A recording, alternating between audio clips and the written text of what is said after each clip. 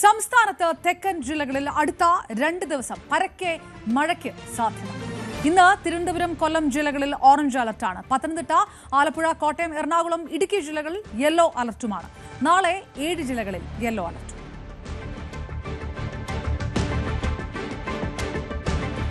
തദ്ദേശ തെരഞ്ഞെടുപ്പിൽ അട്ടപ്പാടിയിൽ സ്വതന്ത്രനായി മത്സരിക്കുന്ന CPM മുൻ ഏരിയ സെക്രട്ടറിക്ക് ലോക്കൽ സെക്രട്ടറിയുടെ വധഭീഷണി. CPM മുൻ ഏരിയ സെക്രട്ടറി VR രാമകൃഷ്ണനെ ലോക്കൽ സെക്രട്ടറിയും ഏരിയ കമ്മിറ്റി അംഗവുമായ ജംഷീർ നടുക്കോട്ടിലാണ് ഭീഷണിപ്പെടുത്തിയത്. പത്രിക പിൻവലിച്ചില്ലെങ്കിൽ കൊന്നുകളയുമെന്നാണ് ഭീഷണി. രാമകൃഷ്ണനും ജംഷീറും തമ്മിലുള്ള ഫോൺ സംഭാഷണവും പുറത്തുവന്നു. ആവേശപ്പെടേണ്ട ആവശ്യമില്ല. നമുക്ക് നമ്മുടെ പാർട്ടിയെ തോൽപ്പിക്കാൻ പറ്റില്ല. എനിക്ക് ഇനി നമ്മുടെ പാർട്ടിയൊന്നുമില്ല. പിന്നെ ആകാശത്ത് മേലോട്ട് നോക്കിയാൽ ആകാശം, കീഴോട്ട് നോക്കിയാൽ ഭൂമി. അത് പറ്റില്ല എന്ന് പറഞ്ഞാൽ ഇവിടെ കാണിച്ചിരിക്കുന്ന കൊള്ളയൊക്കെ ഞാൻ പറയാ. എന്റെ സാഞ്ചേട്ടൻ ഒന്ന് പറയണിക്ക്, ഇത് തോറ്റാലും ജയിച്ചാലും ഞാൻ ഇനി ഇത് ഏത് ഒടയതമ്പുരാം എന്ന് പറഞ്ഞാലും ശരി, എനിക്ക് വോട്ട് ചിലപ്പോ കിട്ടിയിട്ടില്ലെങ്കിൽ മാറില്ല. സാക്ഷാൽ ഒടയതമ്പുരാം എന്ന് പറഞ്ഞു കഴിഞ്ഞാൽ, എടാ എന്റെ അപ്പൻ ഒന്നേ ഉള്ളു, അത് വാഴക്കാട്ട് രാഘവനാണ്. ഈ മാത്തനോട് നീ ചോദിച്ചു നോക്ക്. എനിക്ക് വിദ്യാഭ്യാസ കുറവുള്ളു. മാത്തനെയൊക്കെ അരീശ്രീ പഠിപ്പിച്ച എന്റെ അപ്പനാ. മാത്തൻ, ആ ഏലിയാസ്, അങ്ങനെ കുറെ ആൾക്കാര്. എന്നിട്ട് ഞങ്ങൾ തന്നെ നിങ്ങളെ കൊല്ലേണ്ടി വരുമോ? ഞങ്ങൾ തന്നെ നിങ്ങളെ കൊല്ലേണ്ടി വരും. അത് നിങ്ങൾ കൊല്ല. ഇപ്പൊ ഇവിടെ ഇവനെ കൊന്നില്ലേ? അവനെ കൊന്നിട്ട് നമ്മൾ അത് ഇപ്പൊ സ്നേഹത്തോട് സംസാരിച്ചു. പിന്നെന്താ ഇനി അത് പറ്റില്ലെന്ന്. അതാ സാഞ്ചേട്ട, എന്താണ് പ്രശ്നം? നിങ്ങൾ എന്നെ എന്താണ് ചെയ്യാൻ ഉദ്ദേശിക്കുന്നത്? പറഞ്ഞോ. തട്ടിക്കോ. എന്നെ ഒരാളെ കൊന്നു കഴിഞ്ഞാലും എനിക്ക് 3 മക്കളും ഒരു 7 പേരക്കുട്ടികൾ, 7 ഇപ്പൊ 9 പേരക്കുട്ടികളാവും. സന്ധ്യ കഴിഞ്ഞാൽ ഇവിടുത്തെ സംഭവം എന്ന് പറഞ്ഞു കഴിഞ്ഞാൽ റോട്ടിലൊന്നും ഇറങ്ങാൻ പാടില്ലാത്ത രീതിയിലാണ് മദ്യം, പിന്നെ വാറ്റിയാരായതുകൊണ്ട് അതേമാതിരി തന്നെ വിദേശ നിർമ്മിത മദ്യവും കൊണ്ടുവരുന്നുണ്ട്. ഇതെല്ലാം വളരെ രീതിയിലുള്ള പുതിയൊരു സന്ദേശം കൊടുക്കുന്നത് അഴിമതി ചെയ്ത് കാശുണ്ടാക്കുക, ആ കാശ് കൊണ്ട് സുഖമായിട്ട് ജീവിക്കുക എന്നുള്ളതാണ് യുവജനങ്ങളുടെ ഇടയിലേക്ക് ഉള്ള സന്ദേശം. അഴിമതി ചെയ്യാത്ത ആൾക്കാർ വിഡ്ഢികളാണെന്നുള്ളതാണ് ഈ പാർട്ടിയുടെ നേതാക്കന്മാരടക്കം ഇവിടെ ഇന്ന് പറഞ്ഞുകൊണ്ട് നടക്കുന്നത്. അവർക്ക് കഴിവില്ലായ്മ കൊണ്ടാണെന്നുള്ള രീതിയിലാണ്. അപ്പോൾ ഇതൊരു പുതിയൊരു മെസ്സേജാണ് ജനങ്ങളിലേക്ക് കൊടുക്കുന്നത്. അഴിമതിയും അക്രമവും കൈമുതലാക്കി എടുക്കണം എന്നുള്ളതാണ്. അപ്പോൾ ഇതിനെതിരായിട്ടുള്ള പോരാട്ടമാണ്. എന്ത് വിപത്തുണ്ടായാലും ഞാൻ മുന്നോട്ട് തന്നെ പോകും എന്നുള്ളതാണ് പറയാനുള്ളത്. അട്ടപ്പാടിയിൽ സ്വതന്ത്രനായി മത്സരിക്കുന്ന CPM മുൻ ഏരിയ സെക്രട്ടറിയെ ഭീഷണിപ്പെടുത്തിയ അഗളി ലോക്കൽ സെക്രട്ടറിയെ തള്ളി CPM ജില്ലാ നേതൃത്വം. തെരഞ്ഞെടുപ്പ് കാലത്ത് ഇത്തരം കാര്യങ്ങളിൽ നേതാക്കൾ ജാഗ്രത പാലിക്കണമെന്നും വസ്തുത പരിശോധിക്കുമെന്നും ജില്ലാ സെക്രട്ടറി EN സുരേഷ് ബാബു പറഞ്ഞു. തൊടുപുഴ ന്യൂമാൻ കോളേജിലെ അധ്യാപകനായിരുന്ന പ്രൊഫസർ TJ ജോസഫിന്റെ കൈവെട്ടിയ കേസിൽ കൂടുതൽ അന്വേഷണത്തിലേക്ക് NIA. പ്രതി സവാദിന്റെ മൊഴിയുടെ അടിസ്ഥാനത്തിൽ ഒളിവിൽ കഴിയാൻ സഹായിച്ചവരെ കേന്ദ്രീകരിച്ചാണ് അന്വേഷണം. 14 വർഷം ഒളിവിൽ തുടരാൻ നിരോധിത സംഘടനയായ പോപ്പുലർ ഫ്രണ്ടിന് സഹായം കിട്ടിയെന്നാണ് സവാദ് നൽകുന്ന മൊഴി. അധ്യാപകന്റെ കൈവെട്ടിയ കേസിൽ കൂടുതൽ അന്വേഷണം വേണമെന്ന നിലപാടിലേക്കാണ് ഇപ്പോൾ ദേശീയ അന്വേഷണ ഏജൻസി എത്തിച്ചേർന്നിരിക്കുന്നത്. പ്രത്യേകിച്ച് ഇതിൽ കേസിലെ 1-ാം പ്രതിയായ സവാദിനെ പിടികൂടിയത് 14 വർഷങ്ങൾക്ക് ശേഷമാണ്. ഈ പിടികൂടുന്ന ഈ കാലയളവിൽ അത്രയും ഇവിടെ സുരക്ഷിതമായി താമസിക്കുന്നതിനും മറ്റ് വേണ്ട സൗകര്യങ്ങൾ, പ്രത്യേകിച്ച് സാമ്പത്തിക സഹായമടക്കം കാര്യങ്ങൾ ചെയ്തു കൊടുത്തത് നിരവധിയായ ആളുകൾ ഇതിൽ ഇടപെട്ടിട്ടുണ്ട്. പ്രത്യേകിച്ച് അതിൽ പോപ്പുലർ ഫ്രണ്ട് ഓഫ് ഇന്ത്യയുടെ സംഘടന PFIയുടെ കൂടി ഒരു ഇടപെടൽ അതിൽ നടന്നിട്ടുണ്ട് എന്നത് എടുത്തു കാണിക്കുന്നു. ഈ അന്വേഷണത്തിൽ എടുത്തു കാണിക്കുന്നു. നിരോധിക്കപ്പെട്ട സംഘടനാ പ്രവർത്തകർക്ക് ഇത്രയും അധികം സ്വാധീനം ചെലുത്തിക്കൊണ്ട് ഈ ഒളിയിടങ്ങൾ ഒരുക്കി കൊടുക്കുക, അതോടൊപ്പം തന്നെ സാമ്പത്തികമായുള്ള കാര്യങ്ങൾ ചെയ്തു കൊടുക്കുക എന്നിവയിലെല്ലാം തന്നെ അവരിടപെടൽ ഉണ്ടായിട്ടുള്ള സ്ഥിതിക്ക് കൂടുതൽ അന്വേഷണം ഇക്കാര്യത്തിൽ ആവശ്യമാണ്. അതുകൊണ്ട് തന്നെ ഈ കേസിൽ കൂടുതൽ പ്രതികൾ, ഇനി ഒരു അന്വേഷണത്തിൽ കൂടുതൽ പ്രതികൾ ഉണ്ടാകാനുള്ള സാധ്യതയും വളരെ സജീവമായി നിലനിൽക്കുന്നുണ്ട്. ആരൊക്കെയാണ് ഇവരെ സഹായിച്ചത്, ഇവരേത് രീതിയിലുള്ള സഹായമാണ് ചെയ്തത്, ഒപ്പം തന്നെ സാമ്പത്തിക സഹായങ്ങൾ ഇവർക്ക് ഒരുക്കി കൊടുത്തത്, അതിൻ്റെ ഒരു മാർഗം എന്താണ്, അതിൻ്റെ കൃത്യമായൊരു ഉറവിടം എങ്ങനെയാണ്, എങ്ങനെ കൈമാറി, ഇതെല്ലാം തന്നെ വസ്തുതാപരമായിട്ട് തന്നെ അന്വേഷിക്കേണ്ടതുണ്ട് എന്ന നിലപാടിലാണ് NIA എത്തി നിൽക്കുന്നത്. അതുകൊണ്ട് ഇതിൽ 1-ാം പ്രതിക്ക് താവളങ്ങൾ ഒരുക്കി കൊടുക്കുകയും മറ്റ് സഹായങ്ങൾ ചെയ്തു കൊടുക്കുകയും മാത്രം മാത്രമല്ല ഇപ്പോഴും ആ PFIയുടെ ഇടപെടലുണ്ട്, നിരോധിക്കപ്പെട്ട സംഘടനയുടെ ഇടപെടൽ സജീവമായിട്ട് നിലനിൽക്കുന്നുണ്ടെങ്കിൽ അതുകൂടി കണ്ടെത്തേണ്ടതുണ്ട് എന്ന നിലപാടിലേക്കാണ് അന്വേഷണ ഏജൻസി എത്തി നിൽക്കുന്നത്. കഴിഞ്ഞ ദിവസങ്ങളിൽ കോടതിയിൽ ഈ കേസുമായി ബന്ധപ്പെട്ട് പോകുമ്പോൾ ഈ കാര്യങ്ങളെല്ലാം തന്നെ NIA കോടതി മുമ്പാകെയും ധരിപ്പിക്കുകയുണ്ടായി. എന്നാൽ ഇതിനെ പ്രതിഭാഗം എതിർക്കുന്നത് പിടിയിലായ സവാദിനെ അയാളുടെ വിചാരണ കാലയളവ് നീട്ടിക്കൊണ്ടുപോകാനുള്ള ഒരു ശ്രമമാണ് എന്ന രീതിയിലാണ് ഇതിനെ പ്രതിരോധിക്കാൻ ശ്രമിക്കുന്നത്. എന്നാൽ അങ്ങനെയല്ല, തങ്ങൾക്കിതിൽ കൃത്യമായ നിലപാടുണ്ട്, കൃത്യമായ രീതിയിലുള്ള മൊഴികളും കാര്യങ്ങളും ചോദ്യം ചെയ്യലിൽ നിന്ന് സവാദിൽ നിന്ന് ലഭിച്ചിട്ടുണ്ട് എന്നത് അന്വേഷണ സംഘം ചൂണ്ടിക്കാണിക്കുകയും ചെയ്യുന്നു. 2010 നടന്ന ഈ സംഭവത്തിൽ 14 വർഷങ്ങൾക്ക് ശേഷമാണ് കണ്ണൂർ ഭാഗത്തു നിന്ന് ഇയാൾ പിടിയിലാകുന്നത്. അപ്പോൾ ഈ ഒളിവിടങ്ങൾ ഒരുക്കി കൊടുക്കുന്നതിൽ അത്രയും നടന്ന ഇടപെടൽ മാത്രമല്ല, സാമ്പത്തിക ഇടപെടൽ, ഒപ്പം തന്നെ ഈ നിരോധിക്കപ്പെട്ട സംഘടനകൾ ഇപ്പോഴും സജീവമായിട്ട് പ്രവർത്തിക്കുന്നെങ്കിൽ അതിൻ്റെ കൂടി കണ്ടെത്തലുകളെല്ലാം തന്നെ വരേണ്ടതുണ്ട്. അതുകൊണ്ട് അന്വേഷണം മുന്നോട്ട് പോവുകയാണെങ്കിൽ കൂടുതൽ ചോദ്യം ചെയ്യലുകളുണ്ടാകും. ഒരുപക്ഷെ കൂടുതൽ പ്രതികളും ഈ കേസിൽ ഉണ്ടായിക്കൂടുന്നില്ല. സ്പായിൽ പോയത് ഭാര്യയോട് പറയുമെന്ന് ഭീഷണിപ്പെടുത്തി CPOയിൽ നിന്ന് 4 ലക്ഷം രൂപ തട്ടിയ കേസിൽ SIക്കെതിരെ നടപടി. എറണാകുളം പാലാരിവട്ടം സ്റ്റേഷനിലെ SI KK ബൈജുവിനെയാണ് സസ്പെൻഡ് ചെയ്തത്. ബൈജുവിന്റെ അറസ്റ്റ് ഉടനുണ്ടാകും. ബൈജുവിന്റെ കൂട്ടാളി എറണാകുളം സ്വദേശി ഷിഹാമിനെ അറസ്റ്റ് ചെയ്തു. CPO നൽകിയ പരാതിയിൽ പാലാരിവട്ടം പോലീസ് നടത്തിയ അന്വേഷണത്തിലാണ് SI ബൈജുവിന് തട്ടിപ്പിൽ പങ്കുണ്ടെന്ന് കണ്ടെത്തിയത്. തുടർന്ന് SIയെ ഒന്നാം പ്രതിയാക്കി പോലീസ് FIR രജിസ്റ്റർ ചെയ്തിരുന്നു. അതോടൊപ്പം തന്നെ വകുപ്പ് തല അന്വേഷണത്തിന് നിർദ്ദേശം നൽകുകയും ചെയ്തിരുന്നു. എറണാകുളം ACP നൽകിയ റിപ്പോർട്ടിന്റെ അടിസ്ഥാനത്തിലാണ് കമ്മീഷണർ SIയെ സസ്പെൻഡ് ചെയ്തിരിക്കുന്നത്. ബൈജുവിനെ അറസ്റ്റ് ചെയ്യാൻ സാധ്യതയുണ്ടെന്ന വിവരങ്ങൾ പുറത്തു വന്നതിന് പിന്നാലെ ഇയാൾ ഒളിവിലാണെന്നാണ് അന്വേഷണ സംഘം വ്യക്തമാക്കുന്നത്. കേസിലെ 3ാം പ്രതിയും സ്പാ ജീവനക്കാരിയുമായ രമ്യയും ഒളിവിലാണ്. ഇവർക്കായും അന്വേഷണം ഊർജിതമാക്കിയിരിക്കുകയാണ്. ഇവരുടെ കൂട്ടാളി ഷിഹാമിനെ പോലീസ് ഇന്നലെ തന്നെ അറസ്റ്റ് ചെയ്തിരുന്നു. ഇയാളാണ് CPOയെ ഭീഷണിപ്പെടുത്തിയത് എന്നാണ് പോലീസ് പറയുന്നത്. സ്പായിൽ പോയ വിവരം ഭാര്യയെ അറിയിക്കുമെന്ന് പറഞ്ഞാണ് SIയും സ്പാ ജീവനക്കാരിയും ചേർന്ന് CPOയിൽ നിന്നും 4 ലക്ഷം രൂപ തട്ടിയെടുത്തത്. ഈ തട്ടിയെടുത്ത തുകയിൽ 2 ലക്ഷം രൂപ ബൈജുവിന് ലഭിച്ചതായാണ് കണ്ടെത്തിയിരിക്കുന്നത്. SIയും യുവതിയും ചേർന്ന് സമാനമായ രീതിയിൽ മുൻപും തട്ടിപ്പ് നടത്തിയിട്ടുണ്ട് എന്നാണ് അന്വേഷണ സംഘം പറയുന്നത്. കൂടുതൽ പരാതിക്കാരുണ്ടാകാൻ സാധ്യതയുണ്ടോ എന്നും പോലീസ് പരിശോധിക്കുന്നുണ്ട്. ശബരിമല ദ്വാരപാലക ശില്പപാളിയിൽ സ്വർണം പൂശാൻ അനുമതി തേടി ദേവസ്വം എക്സിക്യൂട്ടീവ് ഓഫീസർക്ക് ഉണ്ണികൃഷ്ണൻ പോറ്റി അയച്ച കത്തിന്റെ പകർപ്പ് പുറത്ത്. ഉണ്ണികൃഷ്ണൻ പോറ്റി ഈ കത്തയച്ചത് അന്നത്തെ ദേവസ്വം മന്ത്രി കടകംപള്ളി സുരേന്ദ്രനാണെന്ന ആരോപണങ്ങൾക്കിടയിലാണ് കത്തിന്റെ പകർപ്പ് പുറത്തുവന്നത്. അതിനിടെ കേസിൽ നടൻ ജയറാമിന്റെ മൊഴി എടുക്കാൻ ഒരുങ്ങുകയാണ് അന്വേഷണ സംഘം. പത്മകുമാറിന്റെ വിദേശ ഇടപാടുകളിൽ വ്യക്തത തേടി പാസ്പോർട്ട് അന്വേഷണ സംഘം പിടിച്ചെടുത്തു. ശബരിമല സ്വർണ്ണക്കൊള്ളയുമായി ബന്ധപ്പെട്ട് 2019 ദേവസ്വം മന്ത്രിയായിരുന്ന കടകംപള്ളി സുരേന്ദ്രനെതിരെ അടക്കം ആരോപണങ്ങൾ ഉയരുന്നതിനിടയിലാണ് 2019 ജൂൺ മാസം 17-ാം തീയതി ഉണ്ണികൃഷ്ണൻ പോറ്റി ദേവസ്വം എക്സിക്യൂട്ടീവ് ഓഫീസർക്ക് അയച്ച കത്തിന്റെ പകർപ്പ് ഇപ്പോൾ പുറത്തു വന്നിരിക്കുന്നത്. ഇതിൽ എടുത്തു പറയുന്ന കാര്യം, വാതിൽപ്പാളിയിലെയും കട്ടിളപ്പാളിയിലെയും സ്വർണം പൂശി തിരികെ നൽകിയതുപോലെ ഇരുവശങ്ങളിലുമുള്ള ദ്വാരപാലകന്മാരുടെ ശില്പങ്ങളുടെ തകിടുകളും ചെമ്പും സ്വർണം പൂശുന്നതിന് വേണ്ടി തങ്ങൾക്ക് വിട്ടു നൽകണമെന്ന് ആവശ്യപ്പെട്ടുകൊണ്ട് ഉണ്ണികൃഷ്ണൻ പോറ്റി സമർപ്പിച്ചിരിക്കുന്ന ദേവസ്വം ബോർഡ് എക്സിക്യൂട്ടീവ് ഓഫീസർക്ക് സമർപ്പിച്ചിരിക്കുന്ന കത്തിന്റെ പകർപ്പാണ് ന്യൂസ് 18 പുറത്തുവിട്ടിരിക്കുന്നത്. അതിൽ പ്രധാനമായി ഈ കേസുമായി ബന്ധപ്പെട്ട് നേരത്തെ മുതൽ തന്നെ ഇതിന്റെ ആസൂത്രണം നടന്നെന്ന് വ്യക്തമാക്കുന്ന തെളിവുകൾ SITക്ക് ലഭിച്ചിരുന്നു.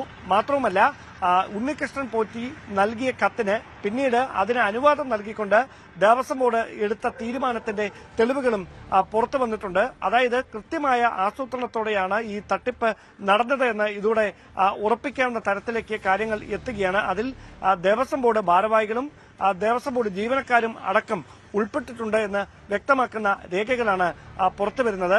അതിൽ തന്നെ ദേവസ്വം എക്സിക്യൂട്ടീവ് ഓഫീസർക്ക് അയച്ച കത്ത് പിന്നീട് ബോർഡ് യോഗത്തിന്റെ പരിഗണനയിൽ വരികയും ബോർഡ് യോഗം അതിന് അനുമതി നൽകുകയുമായിരുന്നു. അങ്ങനെയാണ് K. പത്മകുമാർ ബോർഡ് യോഗത്തിൽ ഇതുമായി ബന്ധപ്പെട്ട അനുമതി തേടിയപ്പോൾ അംഗങ്ങൾ എതിർത്തതിനെ തുടർന്ന് ഉദ്യോഗസ്ഥ തലത്തിൽ ഇതുമായി ബന്ധപ്പെട്ട ചർച്ചകൾ നടക്കുന്നത്. ആ ചർച്ചകൾക്കൊടുവിലാണ് ഉണ്ണികൃഷ്ണൻ പോറ്റിയുടെ കൈവശം ഈ പാളികൾ കൊടുത്തുവിടാനും സ്വർണം പൂശാനായി പാളികൾ കൊടുത്തുവിടാനുള്ളൊരു തീരുമാനമുണ്ടാകുന്നത്. അവിടെയാണ് നിലവിൽ സ്വർണം പൂശിയിരുന്ന ചെമ്പ് എന്നുള്ളിടത്ത് ചെമ്പ് മാത്രം എന്ന് രേഖപ്പെടുത്തിക്കൊണ്ട് ഈ പാളികൾ ഉണ്ണികൃഷ്ണൻ പോറ്റിയുടെ കൈവശം കൊടുത്തുവിടുന്നതും അതിൽ നിന്ന് സ്വർണം ഉരുക്കിയെടുക്കുന്ന സാഹചര്യം പിന്നീട് ബംഗളൂരുവിൽ ഉണ്ടാകുകയും ചെയ്തിരിക്കുന്നത്. ഇതിൽ എന്തുദ്ദേശത്തോടെയാണ് ഇത് ചെയ്തത്? അതായത് കേവലം ഈ സ്വർണം ഉരുക്കിയെടുത്ത് അത് വിൽപ്പന നടത്തുക എന്ന ലക്ഷ്യമായിരുന്നു. അതിനപ്പുറത്തേക്ക് ശബരിമലയിൽ നിന്നുള്ള സ്വർണം എന്ന ഖ്യാതി പ്രചരിപ്പിച്ചുകൊണ്ട് അതിനെ വലിയ സാമ്പത്തിക നേട്ടത്തിന് വേണ്ടി വിശ്വാസികളുടെ ഇടയിൽ, അതായത് വലിയ ധനികരായിട്ടുള്ള അയ്യപ്പ ഭക്തർക്കിടയിൽ അതിന്റെ വിൽപ്പന നടത്താനുള്ള ഒരു നീക്കമാണോ ഈ സംഘം നടത്തിയത് എന്ന കാര്യത്തിലാണ് ഇനി വ്യക്തത വരാനുള്ളത്. അതടക്കമുള്ള കാര്യങ്ങളിലാണ് പരിശോധന തുടരുന്നത്. അതിനിടയിലാണ് നടൻ ജയറാമിനെ കൂടി ഈ കേസിൽ സാക്ഷിയാക്കാനുള്ള ഒരു നീക്കം SITയുടെ ഭാഗത്ത് നിന്ന് ഉണ്ടാകുന്നത്. ചെന്നൈയിൽ വെച്ച് നടന്ന ശബരിമലയിലെ ഈ സ്വർണ്ണപ്പാളികൾ ഉപയോഗിച്ചുകൊണ്ട് നടന്ന പൂജയിൽ നടൻ ജയറാമൻ പങ്കെടുത്തിരുന്നു. അതുകൊണ്ട് തന്നെയാണ് ജയറാമിന്റെ മൊഴിയെടുക്കാനുള്ള ഒരു സാവകാശം ഇപ്പോൾ അന്വേഷണ സംഘം തേടിയിരിക്കുന്നത്. അതേസമയം മുൻ ദേവസ്വം ബോർഡ് പ്രസിഡന്റ് പത്മകുമാറിന് വേണ്ടി അടുത്ത ദിവസം കസ്റ്റഡി അപേക്ഷ നൽകും. പത്മകുമാറിനെ കസ്റ്റഡിയിലെടുത്ത് ചോദ്യം ചെയ്യുന്നതിലൂടെ ഇയാളുടെ വിദേശ ഇടപാടുകളുടെ അടക്കം വിവരങ്ങൾ ശേഖരിക്കാനാകുമെന്ന പ്രതീക്ഷയിലാണ് അന്വേഷണ സംഘം. അതോടൊപ്പം കഴിഞ്ഞ ദിവസം ആറന്മുളയിലെ പത്മകുമാറിന്റെ വസതിയിൽ നടത്തിയ പരിശോധനയിൽ SIT പാസ്പോർട്ട് അടക്കമുള്ള രേഖകൾ പിടിച്ചെടുത്തിരുന്നു.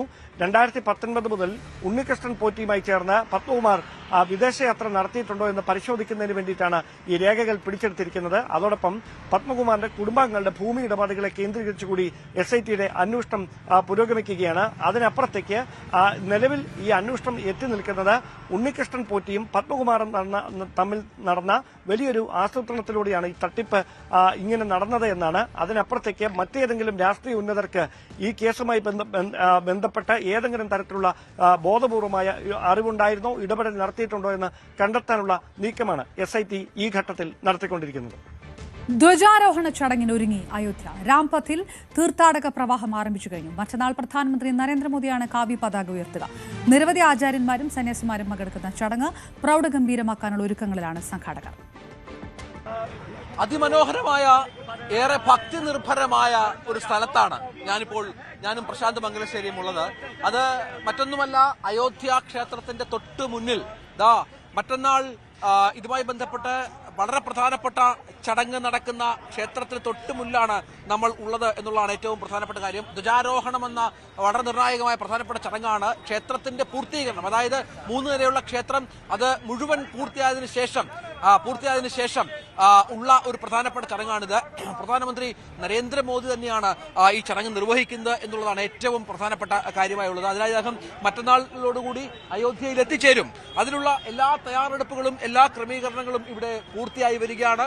നമുക്കറിയാം, ഭക്തലക്ഷങ്ങളാണ് ഓരോ ദിവസവും ഇങ്ങോട്ടേക്ക് പ്രവഹിക്കുന്നത്. ഈ വരുന്നവരുടെ എണ്ണം ഇപ്പോൾ ഇവരുടെ കണക്കനുസരിച്ച്, ക്ഷേത്ര ട്രസ്റ്റിന്റെ കണക്കനുസരിച്ച് ഈ പ്രാൺ പ്രതിഷ്ഠ മുതൽ 2024 ജനുവരിയിലെ പ്രാൺ പ്രതിഷ്ഠ മുതൽ ഇപ്പോൾ ഈ സമയം വരെ ഏതാണ്ട് 60 കോടി ഭക്തർ ഇങ്ങോട്ടേക്ക് എത്തിച്ചേർന്നുവെന്നും ഈ 60 കോടി ഭക്തർ ക്ഷേത്രം സന്ദർശിച്ചു മടങ്ങി എന്നുള്ളതാണ് ഏറ്റവും പ്രധാനപ്പെട്ട സന്തോഷകരമായ ഒരു കാര്യം എന്നുള്ളതാണ്. അത്തരത്തിൽ ആഗോള തലത്തിൽ അറിയപ്പെടുന്ന വലിയൊരു തീർത്ഥാടന കേന്ദ്രമായി അയോധ്യ മാറുന്നു.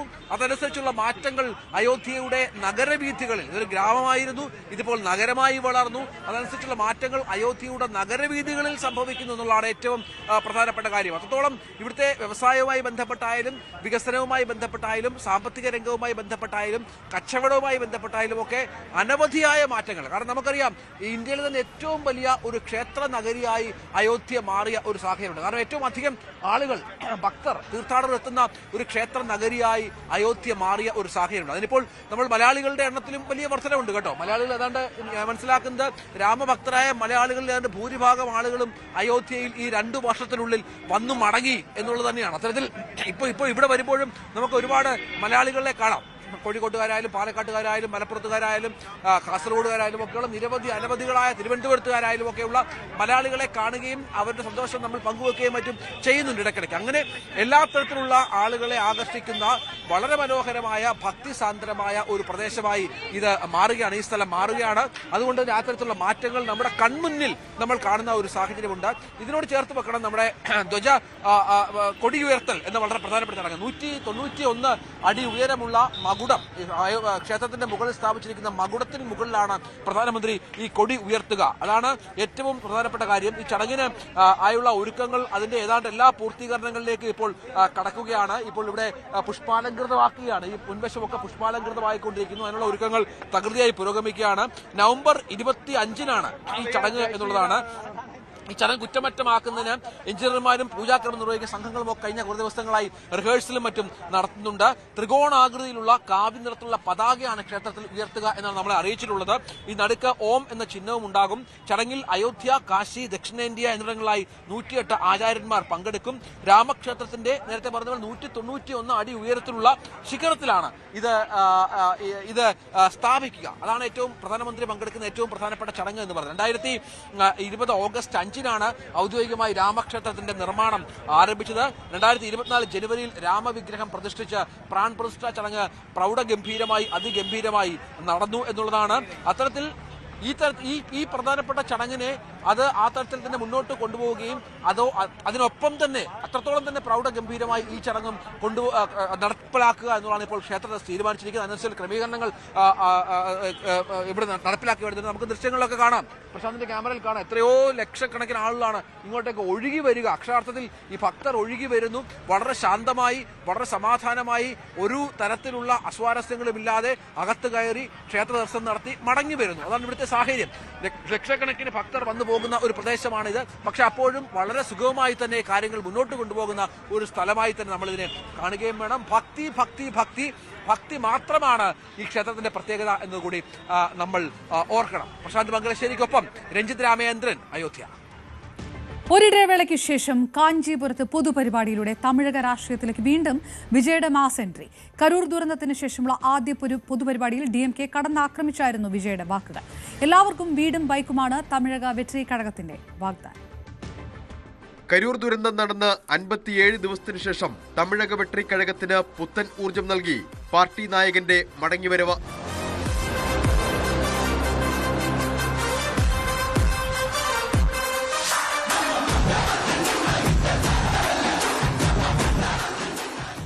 CN അണ്ണാദുരൈയുടെ ജന്മനാടായ കാഞ്ചീപുരത്ത് DMKയെ രൂക്ഷമായി വിമർശിച്ച വിജയുടെ പ്രസംഗം.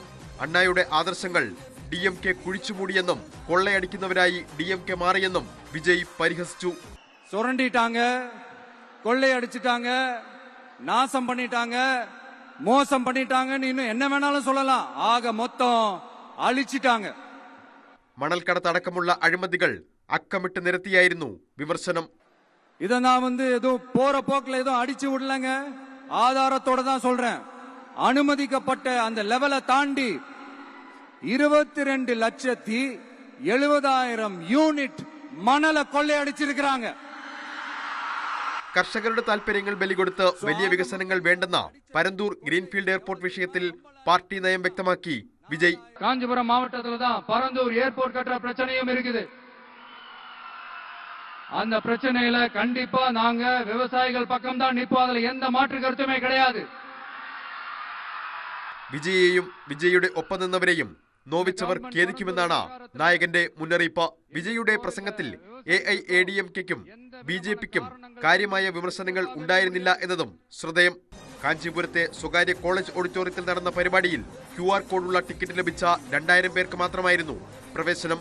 പാസ് ലഭിക്കാതെ നിരവധി പേരാണ് തിരിച്ചുപോയത്. ന്യൂസ് 18 തമിഴ്നാട്. തൃണമൂൽ കോൺഗ്രസ് നേതാവും മുൻ MLAയുമായ PV അൻവറിനെ വീണ്ടും ചോദ്യം ചെയ്യാൻ കൊച്ചിയിലെ ഓഫീസിൽ ചോദ്യം ചെയ്യലിന് ഹാജരാകണമെന്നാവശ്യപ്പെട്ട് ഉടൻ നോട്ടീസ് നൽകും. അൻവറിന് ബെനാമി സാമ്പത്തിക ഇടപാടുകൾ ഉണ്ടെന്നാണ് ED കണ്ടെത്തൽ. തദ്ദേശ തെരഞ്ഞെടുപ്പ് പ്രചാരണത്തിലൂടെ ED കുരുക്ക് UDF പ്രവേശനം കാത്തുനിൽക്കുന്ന അൻവറിന് ആഘാതമാണ്. EDയുടെ നീക്കം രാഷ്ട്രീയ പ്രേരിതമാണെന്ന വാദമാണ് അൻവർ ക്യാമ്പ് ഉയർത്തുന്നത്. കഴിഞ്ഞ ദിവസമാണ് PV അൻവറിന്റെ ഒതായിലെ വീടും ഓഫീസും സഹായിയുടെ വീട്ടിലുമൊക്കെ ED പരിശോധന നടത്തിയത്. 14 മണിക്കൂറിലധികം സമയം EDയുടെ പരിശോധന നീണ്ടുനിന്നു. ഇതിൽ അൻവറിന്റെ വായ്പ സംബന്ധിച്ചുള്ള വിശദാംശങ്ങളാണ് ED അന്വേഷിച്ചതെന്നാണ് അറിയുന്നത്.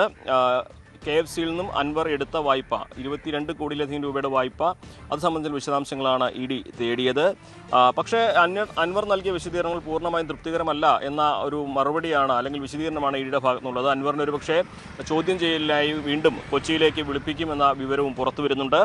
പ്രധാനമായിട്ടും ഈ ED പറയുന്നത് ഒരു വസ്തു ഈട് വെച്ച് 2 തവണ വായ്പ എടുത്തു എന്നുള്ളതാണ്.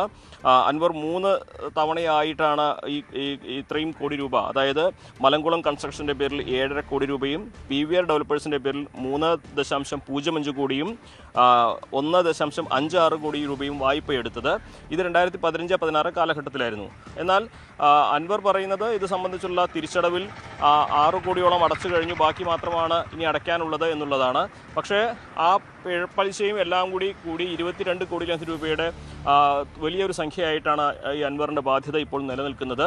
അങ്ങനെ അൻവറിന് ഈ വായ്പ നൽകിയത് സംബന്ധിച്ചുള്ള നിയമലംഘനം അത് ED ഒന്നാമത്തെ കാരണമായി എടുത്തു പറയുന്നു. രണ്ടാമതായിട്ട് EDയുടെ കണ്ടെത്തലുള്ളത് അൻവറിൻ്റെ സ്വത്ത് സംബന്ധിച്ചുള്ള കാര്യമാണ്.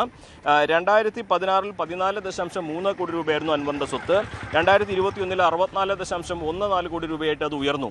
എങ്ങനെയാണ് ഈ ഒരു സ്വത്ത് സമ്പാദിച്ചത്, എങ്ങനെയാണ് ഈ ഒരു തുകയിലെ വർധനമുണ്ടായതെന്ന് തൃപ്തികരമായൊരു മറുപടി നൽകാൻ അൻവറിന് സാധിച്ചിട്ടില്ല എന്നാണ് ED പറയുന്നത്. ഈ സമയത്തെല്ലാം തനിക്ക് വലിയ നഷ്ടം സംഭവിച്ച സമയമാണെന്ന് അൻവർ പറയുമ്പോഴും സ്വത്തിലെ വർധനവ് എങ്ങനെ ഉണ്ടായി എന്ന ചോദ്യത്തിന് അൻവർ തൃപ്തികരമായ മറുപടി നൽകിയിട്ടില്ലെന്നാണ് ED വിശദീകരിക്കുന്നത്. അതുകൊണ്ട് തന്നെ ഇത് സംബന്ധിച്ച് കൂടുതൽ ചോദ്യം ചെയ്യലുകൾ ഉണ്ടാകുമെന്ന് തന്നെയാണ് അറിയാനാകുന്നത്. എന്നാൽ അൻവർ ആകട്ടെ ഇത് സംബന്ധിച്ച് രാഷ്ട്രീയമായ നീക്കമാണിത്, രാഷ്ട്രീയ പ്രേരിതമാണ് EDയുടെ ഇടപെടലും തുടർന്നുള്ള നടപടികളും എന്നാണ് പറയുന്നത്.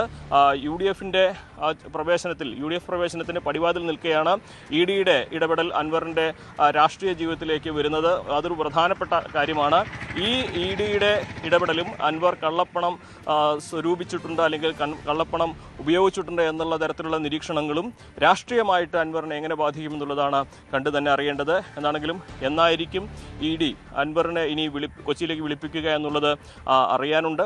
ഒപ്പം തന്നെ ഈ നീക്കങ്ങൾ UDF പ്രവേശനത്തിന് ഏത് തരത്തിലുള്ള സ്വാധീനം, ഏത് തരത്തിലുള്ള മാറ്റമുണ്ടാക്കുമെന്നുള്ളതും കണ്ടു തന്നെ അറിയേണ്ടതാണ്.